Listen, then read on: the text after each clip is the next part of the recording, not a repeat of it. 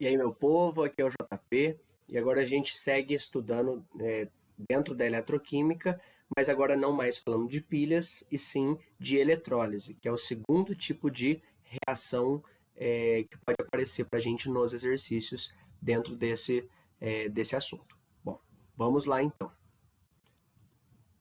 O que é então a eletrólise? Essa eletrólise, primeiro, para ela ocorrer, ela ocorre em células eletrolíticas ou cubas eletrolíticas, tá? Então, é o termo que a gente vai se referir. Lembrando que lá em pilha a gente tem aquele nome para célula galvânica ou voltaica, e aqui acaba mudando um pouquinho o nome, ok? Se uma pilha é uma reação espontânea, então eu consigo, a partir de transformar energia química em energia elétrica. Aqui não. No caso, num processo espontâneo, aqui a gente não vai conseguir fazer isso. Eu vou precisar fazer o quê? Eu vou precisar de energia elétrica para fazer a reação química acontecer. Então, a eletrólise basicamente vai ser a decomposição de uma substância fazendo uso de energia elétrica. E como numa pilha que é espontânea, a DDP sempre é positiva, aqui a DDP necessariamente será negativa, tá? Para mostrar que é um processo em que eu gasto energia para poder fazer, ok? E essa eletrólise, como a gente vai estudar detalhadamente logo mais, vai poder acontecer em dois casos. Primeiro, a gente tem uma eletrólise chamada eletrólise ígnea, e também a gente tem depois um outro caso que é a chamada eletrólise aquosa. Qual que é a diferença de uma para a outra?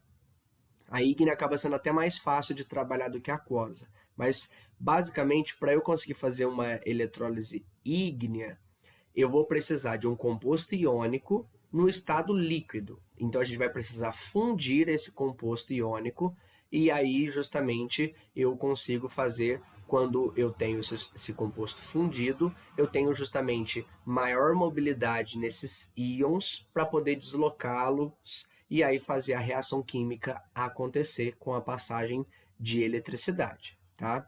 Quando eu disse aqui de ser mais fácil, eu digo em termos de exercício, tá? Na interpretação de exercício. Por quê? Para a gente conseguir fundir um composto iônico, eu tenho que usar altas temperaturas. Então, assim, em termos de gasto de energia, acaba sendo muito mais complicado fazer essa eletrólise ígnea do que a aquosa, tá certo? Agora, o que seria eletrólise aquosa? Bom, como o próprio nome diz, eu vou ter uma solução aquosa. Então, eu vou pegar o meu composto e vou dissolvê-lo em água. Esse composto pode ser um composto iônico, tá? O mesmo que eu usaria na ígnea. Eu posso simplesmente dissolvê-lo em água e fazer a eletrólise, ok? E aí eu não tenho esse problema de altas temperaturas. Ou também aqui agora a gente tem uma facilidade. Eu posso pegar, por exemplo, um composto molecular que sofre ionização quando eu coloco em água. Por exemplo, os nossos ácidos. Então eu consigo fazer aí a eletrólise de um ácido quando eu dissolvo ele em água, tá certo? Por que eu tenho que dissolver em água? Porque aí eu vou ter os íons. Se eu pego apenas o meu composto molecular no estado líquido, eu não tenho esses íons. Então aí a gente não consegue fazer essa reação química, tá certo? Em termos de facilidade de laboratório, a aquosa é mais fácil. Mas para exercício, como a gente vai ver na hora de resolver, a ígnea acaba sendo mais tranquila mesmo, ok? E aí tem um outro detalhe, né? Por que muitas vezes a gente tem que optar por um tipo e não por outro? Porque dependendo do tipo de substância que a gente quer obter como produto dessa eletrólise, a gente vai precisar usar muitas vezes apenas um desses dois tipos. Ou às vezes, tanto faz qual que vai ser usado. Ok? Lembrando que a palavra é eletrólise, então lise significa quebra, então é uma quebra que ocorre por conta de eletricidade. Justamente a definição aí que a gente viu para eletrólise. E aí tem um outro ponto. A gente sabe que a DDP é negativa, mas um exercício pode perguntar qual que é a DDP para ocorrer essa reação. Então, o que a gente faz? Se a reação direta é espontânea, então a reação inversa é forçada.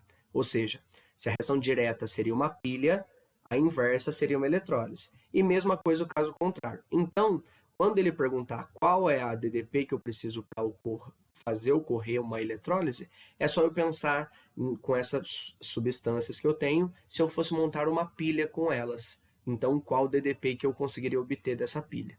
Aí eu já chego no valor. E aí a gente só troca o sinal, deixa sempre negativo. Beleza? Bom, vamos ver o esqueminha aqui, então, de uma eletrólise. Então, como que vai funcionar? Basicamente, eu tenho aqui uma cuba eletrolítica. Nessa cuba eletrolítica, eu vou colocar a minha substância a ser eletrolizada.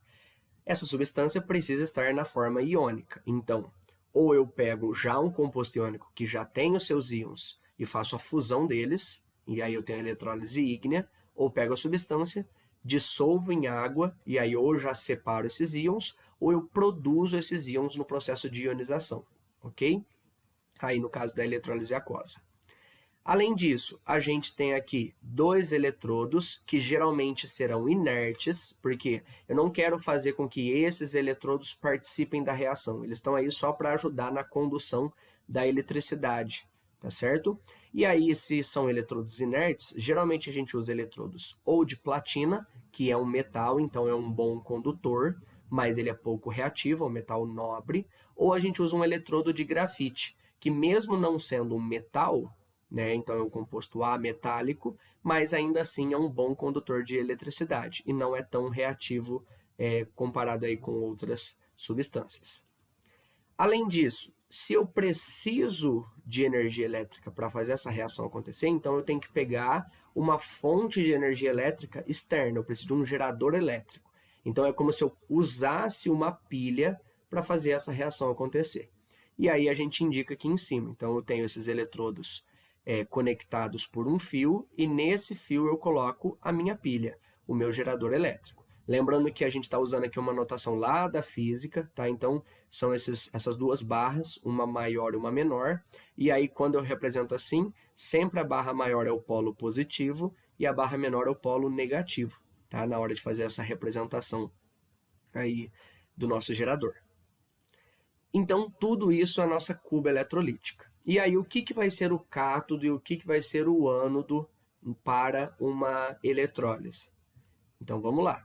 O fluxo dos elétrons será esse daqui, tá? Então, justamente, ele vai sair aqui do polo, né, do polo positivo, é como se ele atravessasse o fio para cá. Então, se eu penso assim, justamente, esse é o polo negativo, ele fornece elétrons. Esse é o polo positivo, ele está pegando esses elétrons que está vindo aqui. Tá? Então, esse é o fluxo. Se eu fosse pensar em corrente, seria o contrário. Seria aí do polo positivo, vindo aqui para esse eletrodo da direita e entrando aqui na solução. Tá? Essa seria a lógica. Tá? Trocada. Elétrons para um lado, corrente elétrica para o sentido oposto. E aí nós temos o seguinte, esse lado aqui será o lado do cátodo, então essa região será o cátodo. O cátodo continua sendo onde acontece a redução. Só que agora, numa eletrólise, o polo é trocado, então o cátodo é o polo negativo agora, porque ele está perto do polo negativo aqui do nosso gerador. E esse outro lado é o lado do eletrodo do ânodo. Então, o ânodo é onde vai ter a oxidação, agora sendo o polo positivo. Perceba que aquela regrinha do CRAL que a gente viu nos conceitos básicos de eletroquímica vale aqui. Cátodo continua redução, ânodo continua oxidação. O que troca de eletrólise para pilha? O sentido, né, os polos. Então, lá na pilha, eu ensinei você a guardar pela pipoca. Então, em pilha, o positivo é o cátodo. Trocando aqui para eletrólise, agora o cátodo é o negativo. Tá certo? Então, muito cuidado nesse esqueminha aqui. E aí, justamente nesse fluxo de elétrons, nessa região da cuba vai formar uma substância e nessa outra região da cuba forma aí outra substância. Tá? E aí eu consigo coletar separadamente as substâncias formadas a partir da minha primeira substância, né, meu reagente eletrolizado. Beleza? E aí, como que eu vou saber de quem vai para onde? Bom, os cátions vão migrar para esse polo do cátodo, ok? Onde vai ter a redução. E os ânions vão migrar para onde vai ter a oxidação, tá? Geralmente essa é a tendência aqui dos íons na nossa solução aí de partida, ok? Perceba aqui que eu não preciso de ponto salino nem nada, porque está tudo em um único recipiente, ok? Bom, a gente fecha aqui a primeira parte de eletrólise, agora a gente vai ver detalhadamente eletrólise ígnea, depois aquosa e mais outros conceitos relacionados a isso.